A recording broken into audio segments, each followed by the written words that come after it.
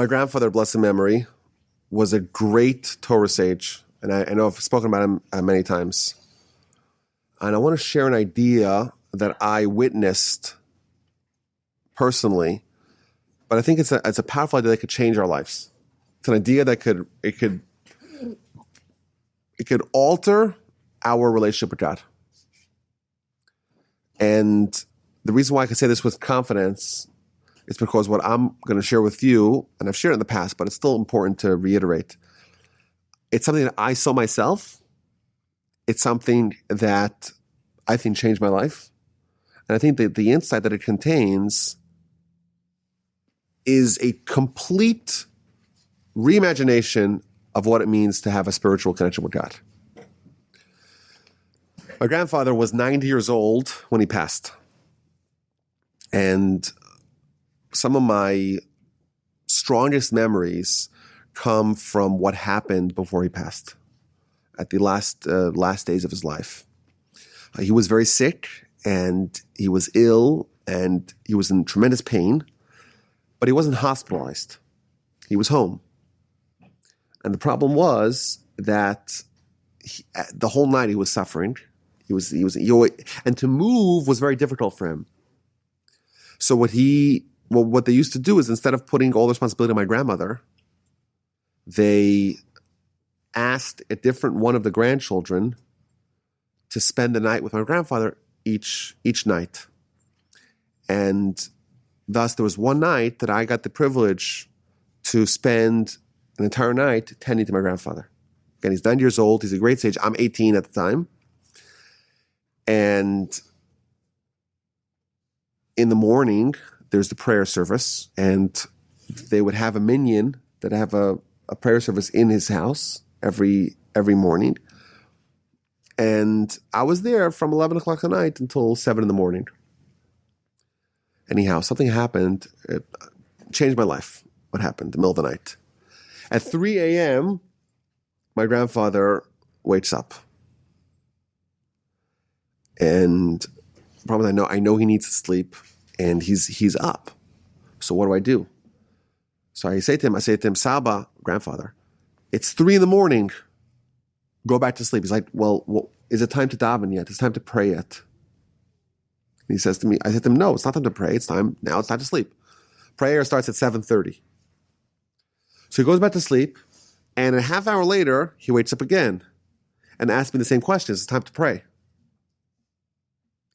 And I say to him, no, it's not time to pray. Now it's time to sleep.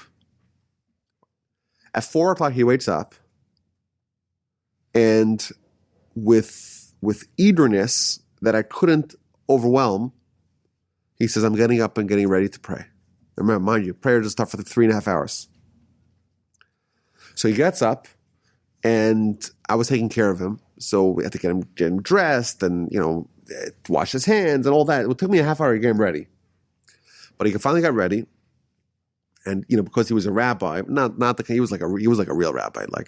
He wore rabbinic garb. He had a rabbinic hat. He had a rabbinic frock coat.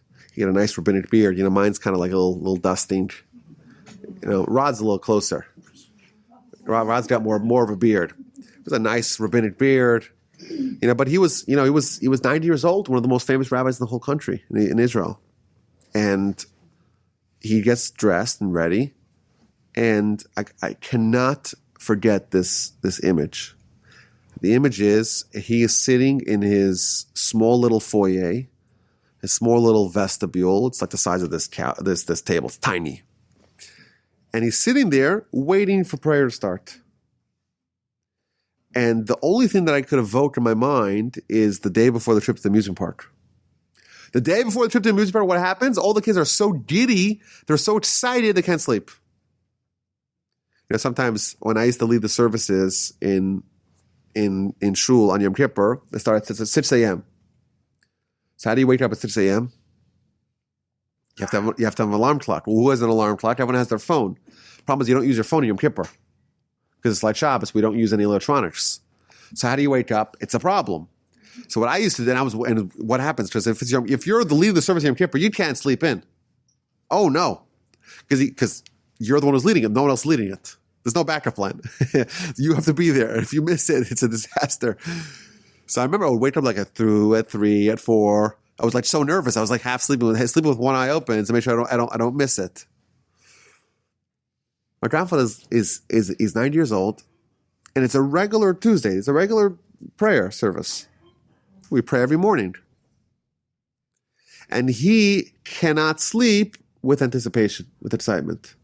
And the irony of the story is that he actually did fall asleep. Like it was like 6 o'clock. He was just collapsed. He was exhausted, and he missed the morning prayer. That's the irony of the story. But to me, this was an image of someone who has a connection with God that's enviable.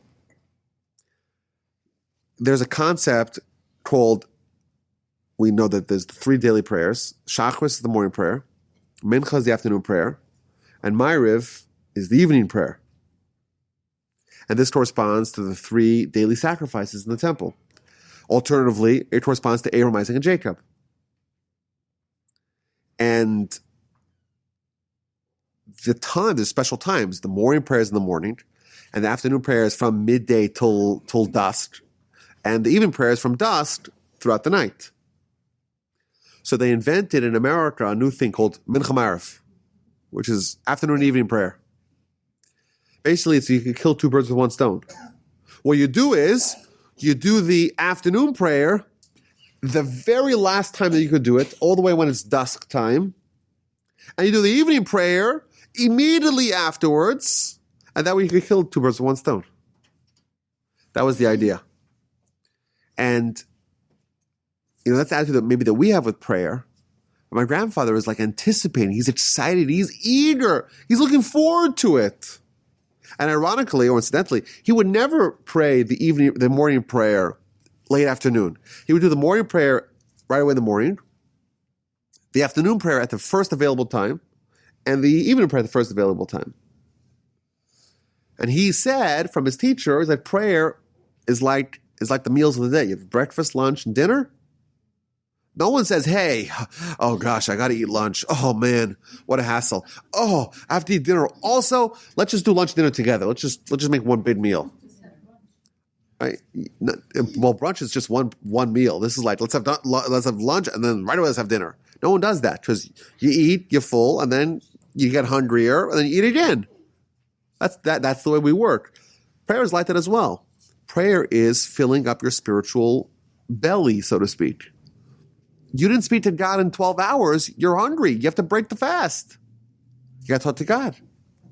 You didn't speak to God since the morning. Don't starve yourself till it's the last moment before you could eat.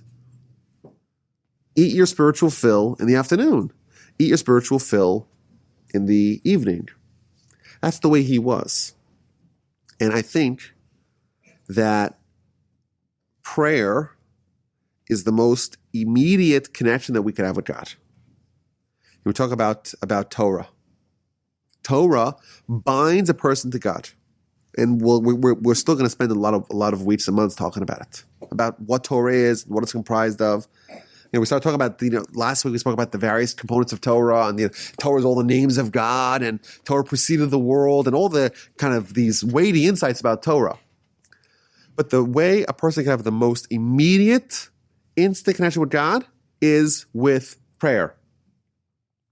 Torah is more of like an acquired taste. It takes more time for you to kind of grow into it. Maybe Torah is a more powerful connection with God, but the more immediate connection with God is prayer. And I think there's an insight that we could share that can change our perspective. I think there's one idea that lies at the foundation of building a relationship with God via prayer. And I see my grandfather, I'm like, oh my gosh, like his prayer and my prayer, they're not the same at all. My prayer is like, oh, I gotta pray. Oh no, I have to pray 3 times a day. How can we do this fastest? Sometimes sometimes they have truncated prayers. Like, when it's a festival, we don't say this prayer, or when it's this kind of day, we don't say that prayer. It's like it's always so exciting. Oh, we get to shorten it, right?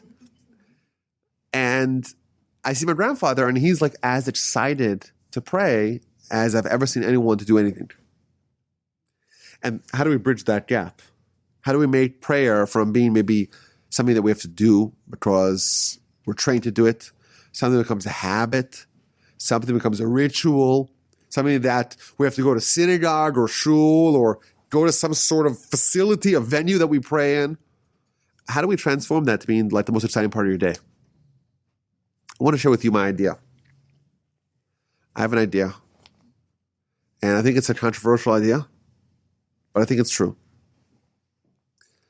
A few weeks ago in the Parsha, we read about the splitting of the sea. Jewish people are surrounded by their enemies. They've just escaped from Egypt, absconded from Egypt, hightailed out of Egypt, and now they're running away. They're going to Canaan. Pharaoh and his henchmen discover that the nation is escaping, and they pursue them. And there's this standoff. The Jewish people are surrounded by water and by their enemies, and there's no place to escape. And what happens, of course, the water opens up, the water splits, and they're able to walk through the water, and the Egyptians make the ill-fated decision to follow them, and we know what happened. The water crashes down on the Egyptians while the Jews are walking in the dry land. That's described in the book of Exodus in chapter 14. But what happened before the splitting of the sea? Before the splitting of the sea, we read the following verse. This is chapter 14, verse 10. And Pharaoh got close. Pharaoh approached them. And the Jewish people, the sons of Israel, lifted their eyes, and behold, Egypt is traveling after them. And they were very terrified. They were very scared. And the children of Israel cried out to God. This nation's in trouble. They're in danger. They're surrounded by their enemies. And they right away call out to God. They pray. So is this a good thing or is this a bad thing? It's a great thing. You're in danger. You're surrounded by your enemies. You're on the brink of being destroyed. You pray to God. And you look at Rashi, the commentary of Rashi, and he says, the Jewish people are such a laudable nation. When they're in danger, they cry out to God. They're a nation of prayers. They pray to God. And in fact, this is the behavior of Abraham, Isaac, and Jacob. Abraham prayed, Isaac prayed, Jacob prayed. The Jewish nation is praying also. The nation is behaving in the way that we're trained to do by Abraham, Isaac, and Jacob. An amazing insight. What happens next? Fast forward 5 verses, and you read the following verse. God tells Moses, this is chapter 14, verse 15. So this is 5 verses from when the Jewish people prayed and were praised for it. God tells Moses, why do you cry out to me? Why are you praying? What are you doing? Tell the nation and they may travel. Is there a more appropriate time to pray than when you're surrounded by your enemies? We see there's a crisis. There's a danger. The nation is facing extinction. There's an existential threat. And the Jewish people cry out to God. And they're praised. And Moshe cries out to God. And God says to him, what are you doing? Why are you praying? It seems like Moshe is doing the wrong thing. But how do we reconcile that with the fact that the Jewish people are praying and that's the right thing? And Moshe prays and it's the wrong thing. Is this the appropriate time to pray? Or is this not the appropriate time to pray? It can't be both because it's the same time. In fact, you look at the whole Torah, all of Jewish literature, you won't find another case where someone's told not to pray. Prayer is almost always a good thing. Moshe's praying, and God says, no, don't pray to me. This is the only time that someone's told not to pray. How is it possible that there's the same crisis, same danger, the nation cries out to God, and they're praised? Moshe cries out to God, and God says to him, stop praying. Go travel. Moshe is praying apparently for the same reason, and his prayer is rebuffed. So all the commentaries talk about what exactly is going on over here. So the Ramban says that Moshe's prayer was too specific. He should have prayed in a more generic fashion. Others say that prayer maybe is not effective at this time because the nation needs to do something more righteous, and only after you do something righteous you earn the coupon, the spiritual coupon, so to speak, to be able to go have this miracle done. There is a wild midrash that says that Moshe is different than the nation. The nation needs to pray. Moshe needs to command. Moshe is someone who could command God and God obeys, which is a wild idea.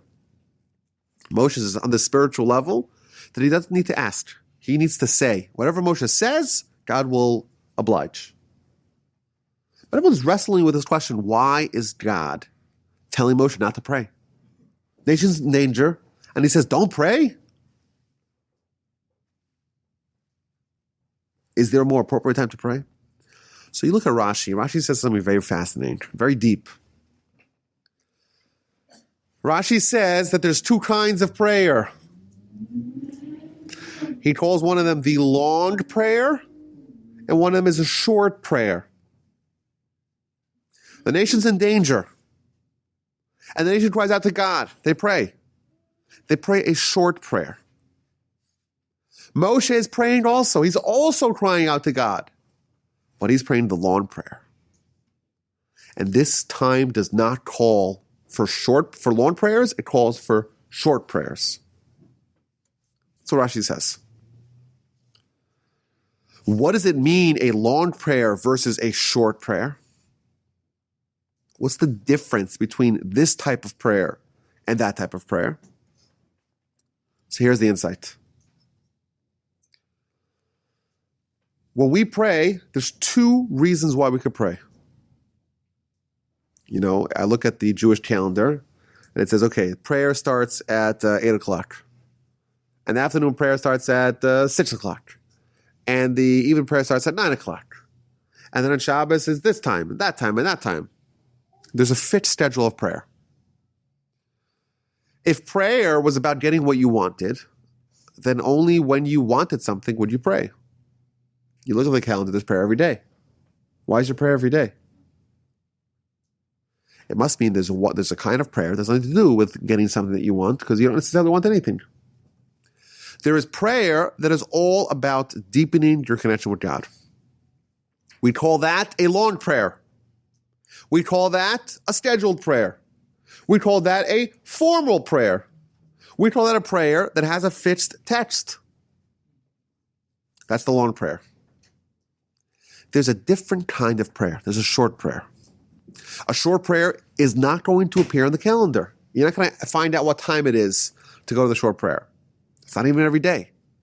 It's at a time of need. You need something, you have a short prayer, and you ask God to help you with what you need. There is a mitzvah to pray. However, the Ramban says the mitzvah to pray is only in a time of need. The Rambam says it's a mitzvah to pray every single day. Everyone agrees that there's a mitzvah to pray. The question is it the short prayer, time of need? Or is it the long prayer every day? The Jewish nation was in danger. They needed something. When you need something, you pray. What kind of prayer? The short prayer. The nation, they got it right. They prayed to solve their problem. Moshe got it wrong. He was trying to pray the traditional prayer, the daily prayer, the long prayer, the prayer that's sole objective is to get close to God. And God says to him, yes, that prayer is appropriate. But in this situation, this circumstance, the correct kind of prayer is the short prayer, not the long prayer. And in this area, the simple Jews, the masses, they were more on target than Moshe was. They recognized that this calls for a different kind of prayer. Okay, once we have this insight, I want to bring this home. I want to make the following controversial suggestion. And I made this suggestion in a shul once when I spoke. And the rabbi said, that's not controversial. I think it's still controversial. My controversial opinion is as follows. I think that we've been misattributing, or our prayer training has been done in a, shall we say, in the wrong order. Did you ever wonder why Moshe is making the wrong prayer and the nation's doing the right thing? Isn't it interesting that the nation gets it right and Moshe gets it wrong? Isn't it always the opposite? I think what it's telling us is that there's a beginner prayer and there's an advanced prayer. The beginner prayer for the nation, they're more simple than Moshe. They're not as advanced. And they're doing a beginner prayer. It's a short prayer. It's a prayer in time of need. And Moshe is much more advanced. He has the long prayer. He's already, he's a veteran in prayer, and therefore he's able to pray a longer prayer. I think that we've been trained with long prayer when ahead of short prayer. My controversial opinion is that I think that children, or anyone really, who's taught to pray, they come to shul, they're given a book, read these words. Come at this time. Put on your kippah, make sure you're wearing a talis, make sure you're in the right place, make sure you're saying in Hebrew. Right? We're given the formality of prayer, which is the modality of long prayer. I believe that children should be trained as much as possible to speak to God whenever they need something. You don't need to go to synagogue. You don't need to be in any sort of venue. You don't need to say in any language that you're not familiar with. You need to train yourself and train your children. Whenever you need something, you ask God for your help. And you know what? The Almighty is perfectly fluent in conversational and academic English. I've told my students before, when you're driving your car, and unless there's someone in the car with you, most cars you drive, there have only one passenger, you should be talking to God. But Rabbi, people will look at me and think I'm foolish because I'm talking to myself. So I used to say, okay, what I used to tell them is, go into a phone booth and make believe you're on the phone and just talk to God. There's going to be someone else on the end of that line. It's not going to be a person. It's going to be the Almighty. But now I tell people, yeah, but everyone has a Bluetooth. So everyone's looking at you. They're just assuming you're on the phone with someone. You could just talk to God. And when do you talk to God? How often do you talk to God? Every day. All the time. And yes, that's a short prayer. And you know what? That's going to be oriented around asking for your selfish needs. That's what you think. People may think so. But the Ramban tells us it's a mitzvah, a Torah-itic mitzvah to pray in the time of need. To pray a short prayer. What a fabulous insight. That when someone is asking God for their own needs, it's not selfish. It's a mitzvah. You're doing the will of God. You're asking them for what you need. Perhaps you may say, you know what? I'm worried God's not going to listen. I'm worried, I'm not so righteous. I've done some sins. My prayer maybe is not effective. Wrong. King David says, Karov Hashem l'chol korav. God is close to all those who call out to him, provided that they do it with sincerity, provided that they call out with genuine sincerity. But if someone calls out to God with sincerity, God is close to them and God will listen to them. It's a promise. The Talmud talks about a thief that was burrowing in someone else's house to steal from them. And they were praying, please God, help me. Help this theft go well. Can you think of a more corrupt prayer? Help my crime. Let the authorities not catch me. Says the Talmud, that prayer from this person, criminal, sinner.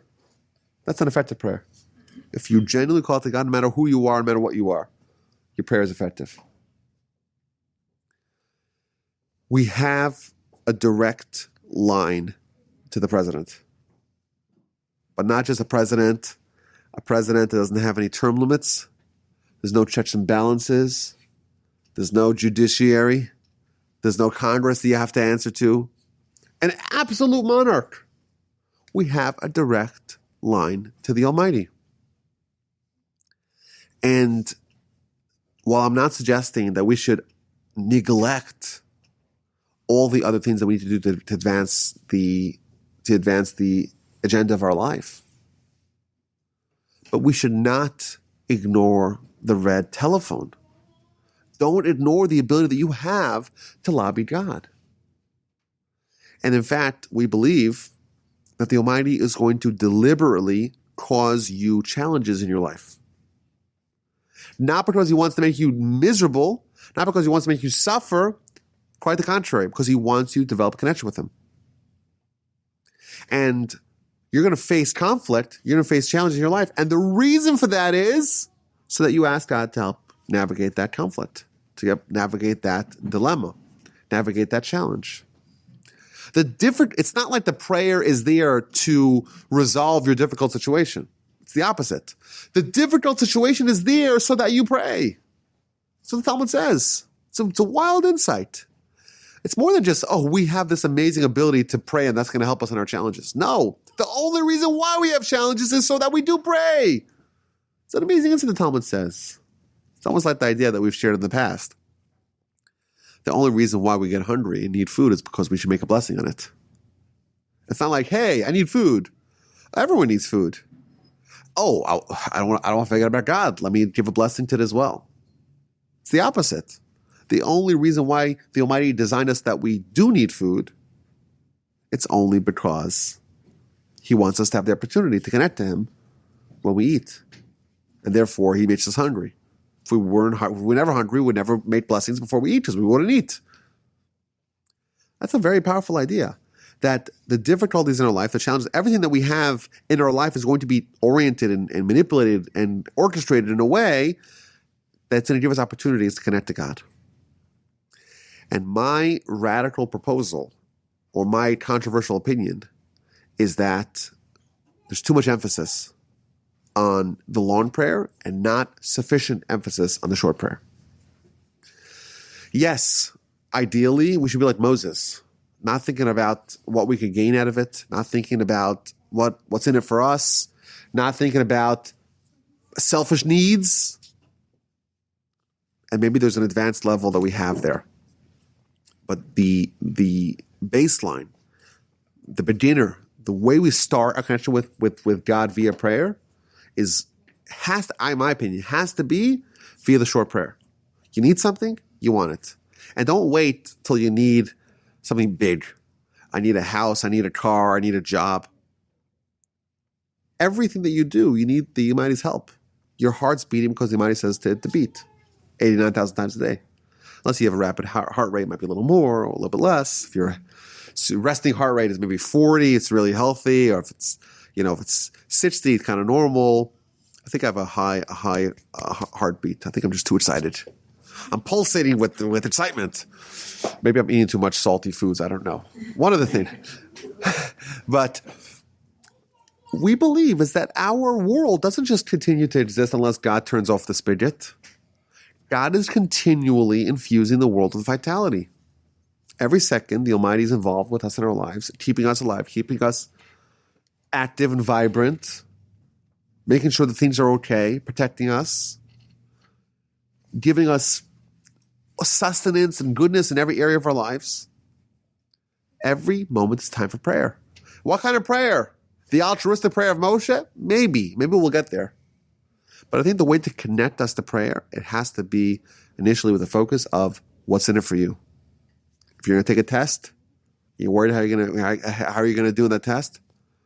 Ask the Almighty for help, for insight, for wisdom.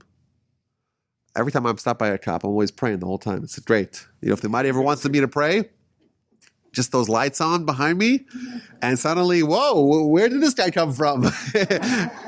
Where did he come from? He's praying. What happened to him? I always talk about praying in the car, and then I'm forced to do it sometimes, right? And by the way, I've gotten out of some tickets. I've gotten out of a whole bunch of tickets as a result of prayer. I was caught red-handed. I was speeding. And I prayed, and it worked. Actually, I don't think I've ever... I once had to go to court. But it saved me a whole bunch of money. But I've never gotten a speeding ticket that I've actually paid. Actually, I think I once got one in... What did you say? I said, how many warrants do you have now? A warrant's a lot cheaper.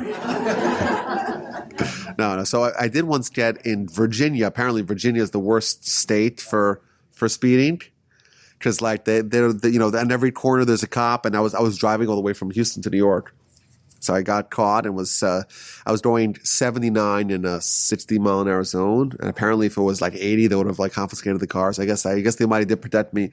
I paid it. Virginia's for lovers, and Virginia's for cops who like to give tickets to people driving safely. Anyhow, but this is an amazing power that we have. And the Jewish sources say, and this is scary because you'll see why it's scary. We talk about punishment after we die. So you can look at some of the sources that describe, fiery furnaces and the like. But I saw sources that say that the greatest punishment is that feeling that you had the winning lottery ticket and you put it in the shredder by mistake. That's the worst feeling, that feeling of what you could have had and what you forfeited because you were negligent. And our sages tell us that the agony of the missed opportunities is way worse than any punishment that any fire could do to us. And atop of that list is the agony of the lost opportunities, what I could have accomplished via prayer. We have the red telephone and we can call God. And he's going to listen to our prayer. If we reach out with sincerity, he is promising he's going to listen to us. And the idea that I wanted to share to the group, I know we've been talking about the divinity of the Torah. When we get back to it next time, I wasn't fully ready to do another session on that. So I said I'm going to share this idea because I think it's a very valuable idea. It's a life-changing idea. We have to train ourselves and our children and our communities to pray. And there's different kinds of prayers, Rashi tells us. And there's different situations that call for different kinds of prayers. There's the prayer which is legitimate. Jewish nations surrounded by their enemies, they call it to God. It's a legitimate prayer. It's a proper prayer. It's not a selfish prayer. It's the right thing to do. They act like Abraham, Isaac, and Jacob. It's the right thing to do. Moshe did the incorrect prayer because the situation called for the short prayer, and instead he supplemented it with the long prayer. What this is telling us is it's providing us cover. We know that when someone prays for a need that they have, that is like Abraham, Isaac, and Jacob. Don't feel bad. Don't feel selfish. Oh, I don't want to ask for it. No, you have the opportunity. You have the telephone. Use it.